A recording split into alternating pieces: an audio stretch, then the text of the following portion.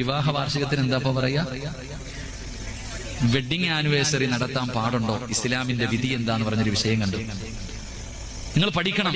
സത്യം പറഞ്ഞ ഞാൻ വിഷയം നോക്കുന്ന സമയത്ത് ഇന്ന് ഞാൻ കണ്ട വിഷയമാണ്. എന്താ വെഡിങ് ആനിവേഴ്സറി നടത്താൻ പറ്റുമോ? ഇസ്ലാമിന്റെ വിധി എന്താണെന്ന് ഇന്ന് പറയാൻ പറ്റിയ വിഷയമല്ലത്. നമ്മൾ അറിയണം. ബർത്ത്ഡേ ആഘോഷിക്കുന്നവർ ഇതൊക്കെ എവിടെ നിന്നാണ് കടന്നു വന്നത്? നിങ്ങൾ ചരിത്രം എടുത്തു നോക്ക്. ഏത് മുൻഗാമിയാപ്പ കല്യാണ വാർഷികം ആഘോഷിച്ചത്? വേണ്ട, നിങ്ങളുടെ വാപ്പ ആഘോഷിച്ചിട്ടുണ്ടോ? എന്തിനാ അങ്ങോട്ട് പോണേ? നിങ്ങളുടെ ഹയാത്തിലുണ്ടല്ലോ ഉമ്മയും വാപ്പയും. നിങ്ങൾ ഇന്ന് വരെ കണ്ടിട്ടുണ്ടോ ഉമ്മയും വാപ്പയും തന്റെ വിവാഹ വാർഷികം?